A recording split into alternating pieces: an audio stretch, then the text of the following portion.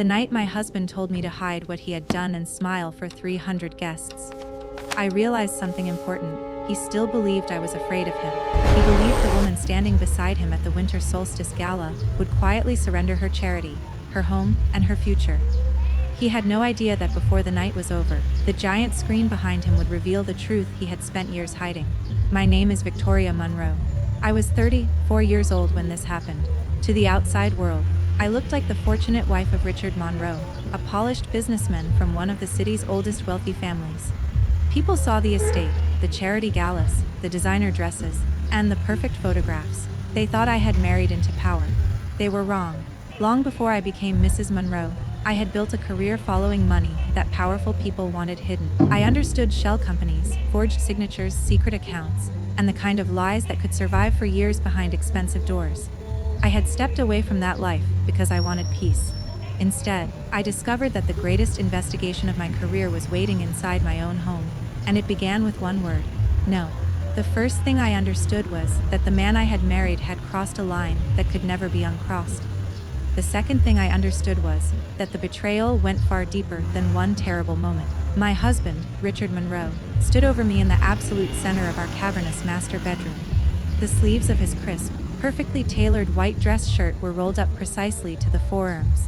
The movement revealed the heavy, expensive platinum watch I had bought him for our 3rd anniversary.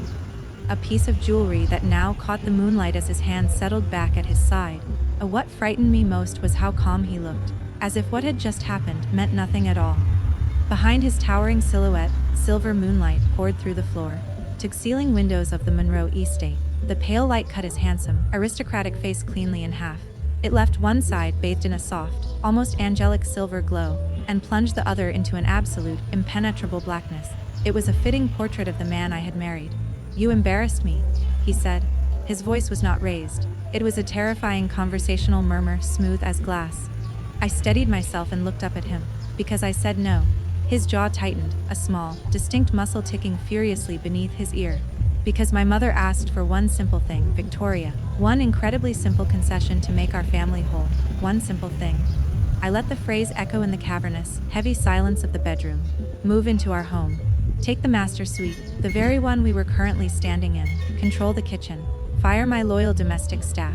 Whisper poison into Richard's ear every evening over scotch, telling him that I was ungrateful, barren, useless, and far too cold to be a proper matriarch of the Monroe dynasty. I had politely, but firmly, refused her at dinner. Richard had smiled through the dessert course, offering the waiter a generous tip. He had opened the heavy passenger door of his Mercedes for me, kissed my temple with warm lips, and driven us home in absolute, suffocating silence. He had been the perfect, loving, protective husband all evening. But the moment the front door closed behind us, the charming public version of Richard disappeared. Now, he casually adjusted that very ring, twisting the gold band around his finger with a soft scrape of metal on flesh. "You will apologize to her tomorrow morning. You will call her, tell her you were hysterical and hormonal, and you will sign the charity transition documents before the winter solstice gala tomorrow night. Do you understand me?" I stayed silent and stared at him without blinking. He waited for the tears. He waited for the desperate begging, the panicked apologies, the frantic scrambling to appease his bruised ego and soothe his volatile temper. I gave him absolutely none of it. That impenetrable, the dead-eyed silence annoyed him far more than screaming ever would have. Screaming meant he had power. Silence meant he had lost the script. "You think you're strong?" he asked softly, the crouching down slightly so his scented breath washed over my bruised face. "You're living in my house, Victoria. You're using my prestigious name. You're spending my hard-earned money. You are nothing without the foundation I built for you. You are a ghost without me, his money." For one strange second, I almost laughed at the lie, but I forced myself to stay quiet. Instead, I lowered my eyes. I made myself look small, pliant, shattered, and defeated. I let my shoulders slump. I did this because men like Richard, men raised on inherited wealth and unearned arrogance, always mistook strategic silence for absolute surrender. His mother, Beatrice Monroe, had taught him that. She believed women thrived by bowing gracefully and bleeding quietly. Satisfied by my lowered gaze, Richard stood up, stepped carefully over my legs as if avoiding a puddle, changed into his silk pajamas, and slipped into the king-sized bed. Within minutes, his breathing deepened into the steady, oblivious rhythm of deep sleep. I remained on the floor, I waited until the room stopped spinning, until the adrenaline crash left me hollow and hyper-focused. Then, moving silently on my hands and knees, I crawled across the plush carpet to the en-suite bathroom. I locked the heavy oak door with a soft, definitive click and finally looked at myself in the vanity mirror. The mirror showed enough evidence of what had happened that I knew I could no longer pretend the marriage was merely unhappy. I didn't reach for an ice pack. I reached for my throat. Resting against my collarbone was a heavy, vintage sapphire pendant. I pressed a microscopic, hidden indentation on the side of the silver casing. A tiny, invisible LED blinked twice against my skin. The tiny camera hidden inside the jewel had captured the confrontation and every word Richard had said. Then, I knelt on the cold marble floor. I reached behind the slightly loose porcelain tile beneath the jewel vanity sink. A flaw Richard had angrily demanded the contractors fix a year ago, which I had secretly paid them double to leave exactly as it was. From the dark cavity, I pulled out a small, prepaid black smartphone. The screen illuminated my bruised face in the dark. A highly encrypted message was waiting from Agent Sterling, my primary contact at the FBI's Financial Crimes Division. I opened the file. My thumb hovered over the screen, ready to confirm our timeline. But as I read the final line of the forensic report Agent Sterling had sent, a chilling detail made the blood in my veins run ice cold. The massive, unauthorized withdrawal scheduled for tomorrow morning from the Victoria Hope Foundation wasn't just corporate theft to fund Richard's gambling debts. The routing numbers traced directly back to offshore shell companies owned by the Vargas Syndicate, a dangerous international criminal organization operating on the eastern seaboard. Richard and Beatrice weren't just stealing my money. They were actively laundering millions in drug cartel cash through my children's charity, forging my signature on every single ledger. And if the feds raided the charity tomorrow without my prior, meticulously documented cooperation, I wouldn't just lose my reputation. I would take the fall for an international crime syndicate. My husband and his mother were planning to feed me to the wolves to save themselves, and the wolves were already at the door. At exactly 6 the next morning, the bathroom door rattled. I had already hidden the phone, scrubbed the dried blood from my chin with a rough towel, and was sitting on the edge of the large porcelain bathtub, staring at the floor. Richard walked in, smelling of expensive sandalwood body wash and supreme arrogance. He carried a small, luxury velvet makeup bag I recognized from a boutique downtown. He tossed it into my lap. It hit my thighs with a soft thud. "My mother is coming at 10 to finalize the gala arrangements," he said. His tone was brisk, professional, and entirely devoid of the monster from the night before. "Cover all that up, Victoria.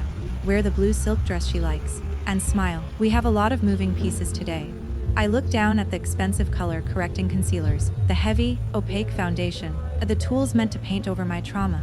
I looked back up at the man I had married. "Of course, Richard," I whispered, my voice intentionally small and raspy.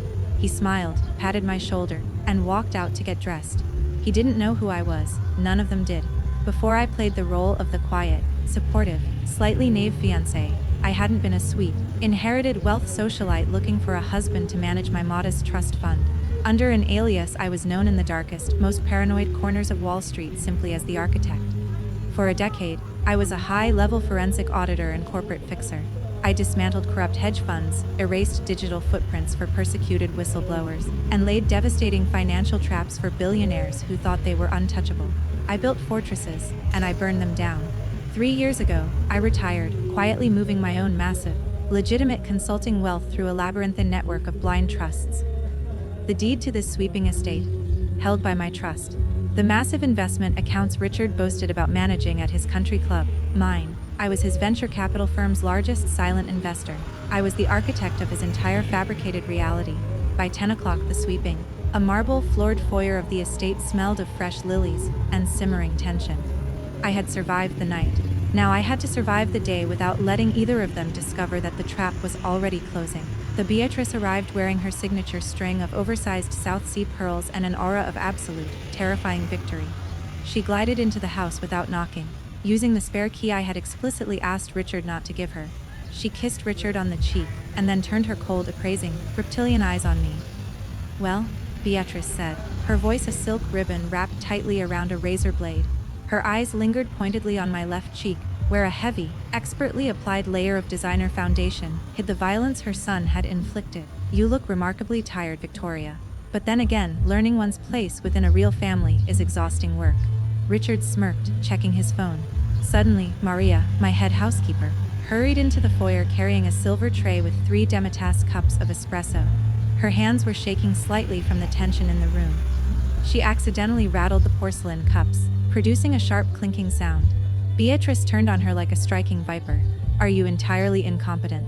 If you cannot carry a simple tray without behaving like a frightened, uneducated animal, the you will be replaced by sunset. Get out of my sight. Maria flushed a deep crimson, tears immediately welling in her kind eyes, and practically ran toward the swinging kitchen doors. I felt a cold, hard knot of pure fury form in my chest. Maria was a single mother working 2 jobs, a woman I had secretly been putting through night school to get her hospitality management degree. Beatrice, I said, my voice eerily calm, lacking the submissive tremor she expected. Leave the staff alone. Beatrice stepped closer to me, invading my personal space. The smell of her heavy floral perfume was thick and cloying. She glanced back to ensure Richard was distracted by a phone call in the adjoining parlor, then dropped her voice to a harsh, gravelly whisper. Listen to me very carefully.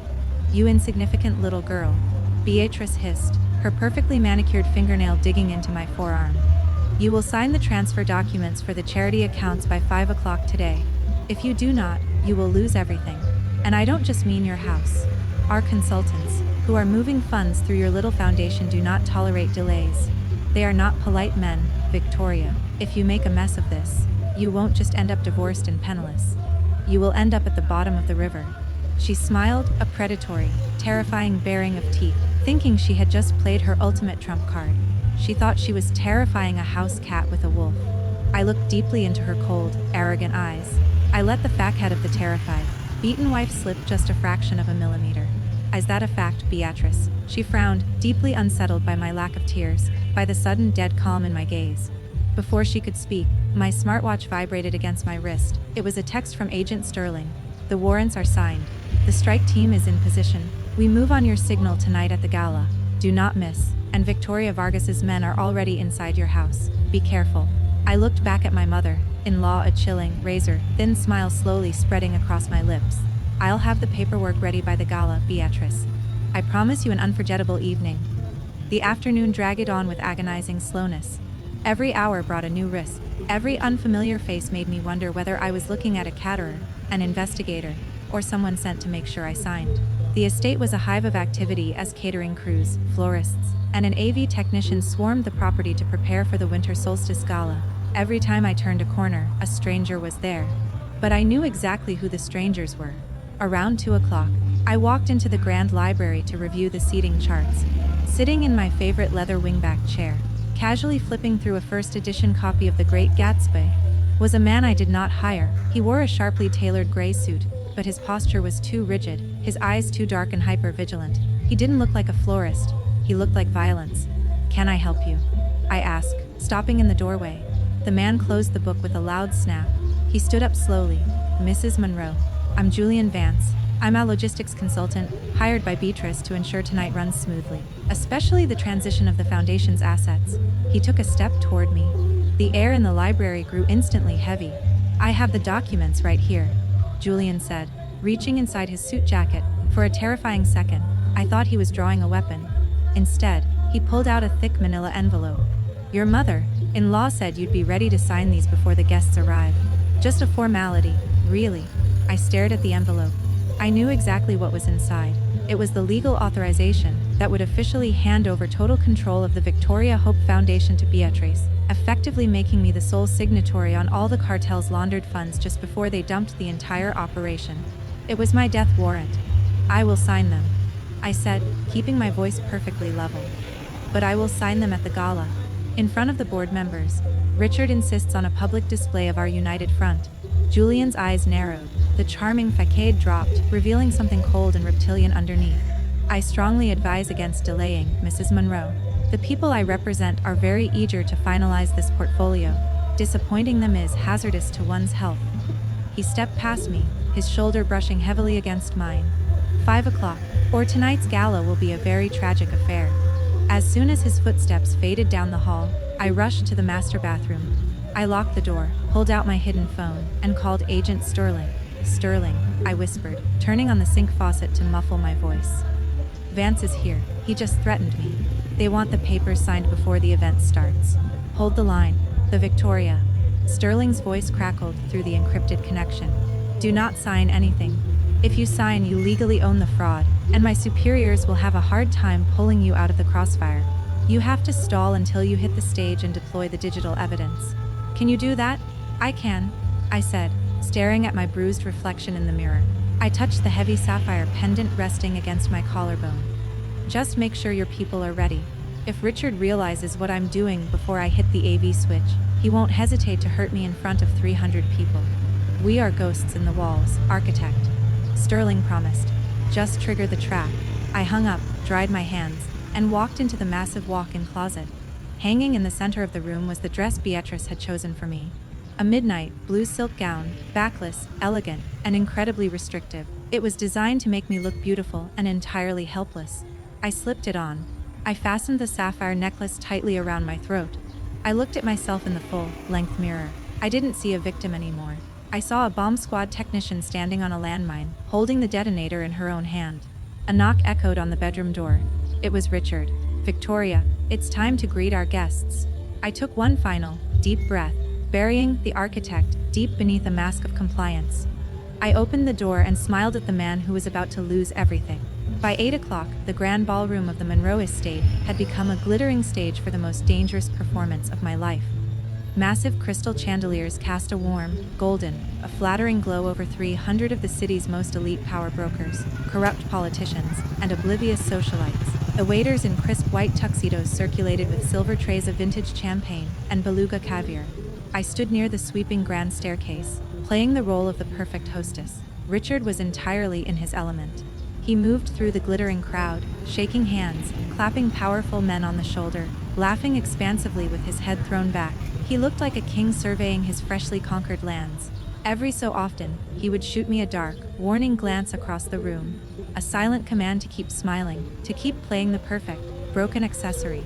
Beatrice held court near the massive swan ice sculptures, gossiping with the wives of federal judges and banking CEOs. She looked utterly untouchable in her pearls, a queen dowager ruling from the shadows. But I wasn't looking at them. I was analyzing the room. Three of the waiters pouring champagne had heavy earpieces hidden beneath their collars, and moved with military precision. The string quartet playing Vivaldi near the terrace doors were resting their instrument cases suspiciously close to the exits. Agent Sterling, wearing a stunning, backless red evening gown, was pretending to admire a Renaissance painting near the AV control booth. And lurking near the VIP tables was Julian Vance, his dark eyes tracking my every movement. The trap was fully set. It was a titanium vault, and Richard, Beatrice, and the Vargas syndicate had confidently locked themselves inside. At exactly 9 o'clock, the string quartet abruptly stopped playing. A hush fell over the opulent room as Richard tapped his crystal champagne flute with a silver spoon. The sharp ringing sound cut through the murmurs. He stepped up to the small mahogany podium set up in front of the massive projection screen, usually reserved for charity foundation videos showing smiling, underprivileged children. Friends, colleagues, family. Richard began, his voice echoing perfectly through the state of the art sound system. He flashed his $1 million smile. Thank you all for being here tonight to support the Victoria Hope Foundation. As many of you know, philanthropy is the cornerstone of the Monroe family legacy.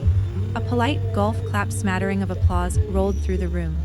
We believe in transparency, Richard continued, lying with breathtaking sociopathic ease. We believe in lifting up the vulnerable. And tonight, I want to personally thank my beautiful wife, Victoria, for finally allowing my mother, Beatrice, to step in and guide this foundation into its next, most lucrative chapter. He raised his glass toward me. The crowd turned, hundreds of expectant eyes locking onto my face. They expected a shy nod, a demure wave. Instead, I turned my back to them. I walked directly toward the AV control booth, my heels clicking sharply against the marble floor. I stepped past the technician, a young man who had been paid handsomely by my offshore accounts to take a sudden, desperately needed smoke break.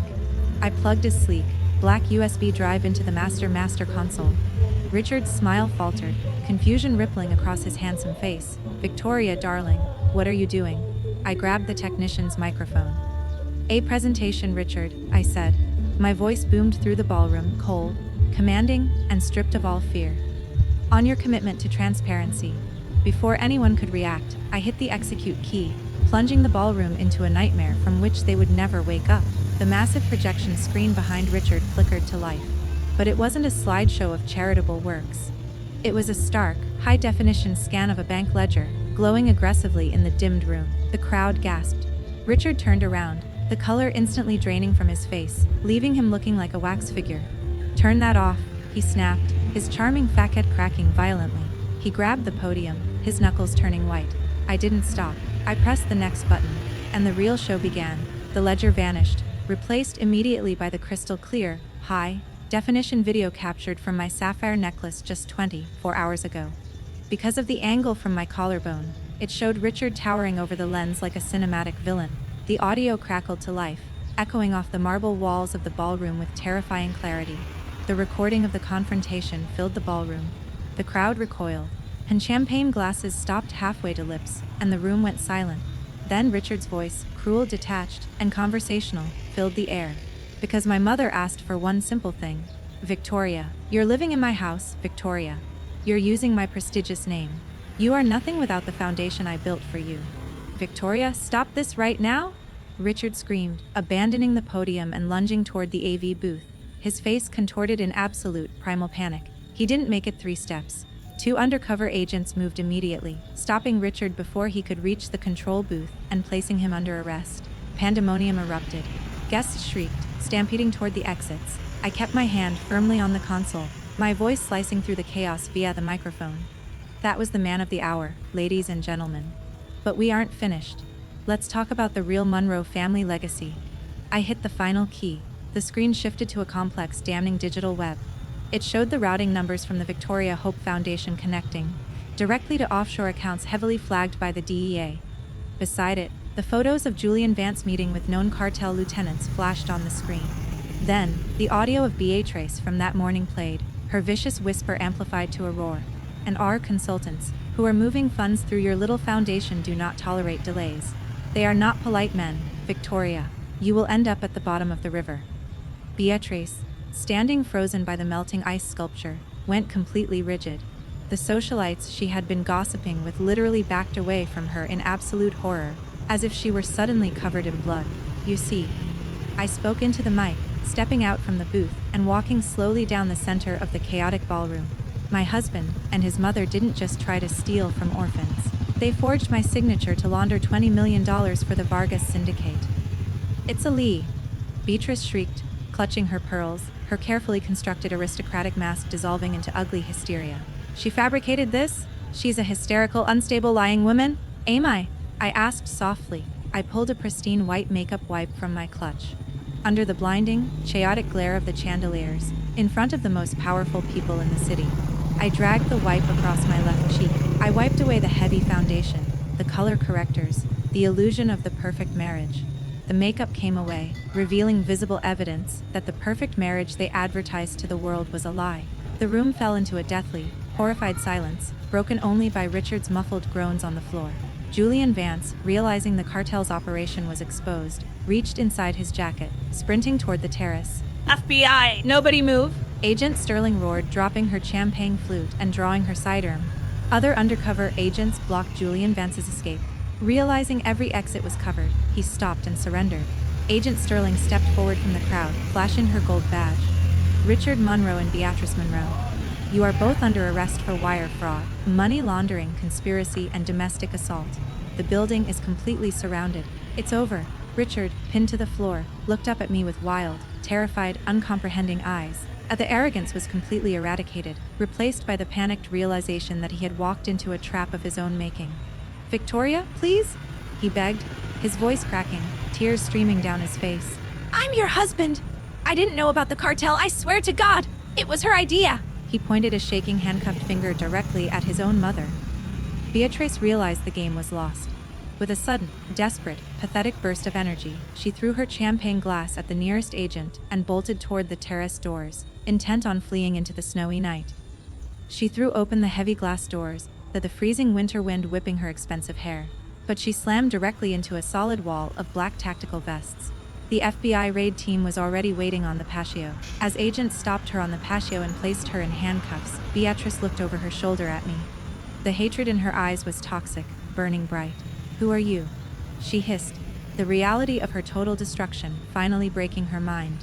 "Who the hell are you?" I stood in the center of my ballroom, surrounded by the smoking ruins of their empire, breathing in the sweet air of vindication. "I am the owner of this house," I replied, my voice ringing with absolute finality over the sirens wailing in the distance. "And you are officially trespassing." 6 months later, the legal consequences were finally clear. Faced with irrefutable video evidence, terabytes of forensic financial trails I had meticulously spoon-fed to the FBI, and Richard's high-priced defense team abandoned him, he pleaded guilty to all charges in exchange for federal protection from the Vargas syndicate. He is currently serving a lengthy federal prison sentence, his pristine reputation reduced to a cautionary tale whispered in country club locker rooms. The Vargas syndicate's East Coast laundering operation was entirely dismantled, earning Agent Sterling a massive promotion to bureau chief. As for Beatrice, her fate was far more poetic than a prison cell. To cover her astronomical legal fees and the court-ordered restitution to my foundation, she was forced to liquidate absolutely everything. The government seized whatever was left. She lost her historic townhome, her luxury cars, and her freedom from poverty.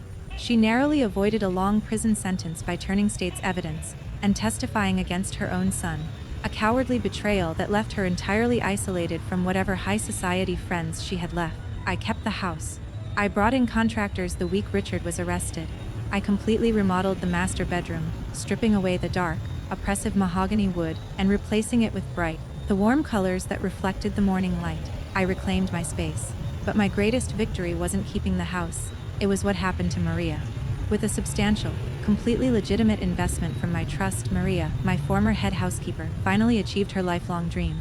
She opened the Azure, a stunning, boutique luxury hotel in the heart of the city's arts district. It was fully booked for the next 2 years. On a warm, beautiful spring morning, I walked into the airy lobby of Azure to meet Maria for lunch. The space smelled of fresh espresso and blooming orchids. Maria greeted me with a fierce, tearful hug, wearing a sharp, tailored CEO suit. "Victoria, everything is perfect. Come, our table on the patio is ready." As we walked toward the restaurant, I glanced at the front reception desk. Standing behind the marble counter, wearing a standard issue, maroon polyester uniform and a plastic name tag, was Beatrice. Her hands, devoid of her precious South Sea pearls, were busy sorting plastic key cards. She looked up as I passed by. The color instantly drained from her aged, deeply lined face. She looked at Maria, her boss, the woman she had once treated like a frightened animal, and then she looked at me. She opened her mouth, perhaps to hurl a bitter insult, perhaps to beg for mercy. But the hotel manager, a stern young woman, snapped her fingers from the back office. "Beatrice, we need fresh towels in room 32, now, please!" And stopped slouching. Beatrice flinched as if struck. She lowered her head, grabbed a heavy stack of white towels, and shuffled slowly toward the service elevator without saying a single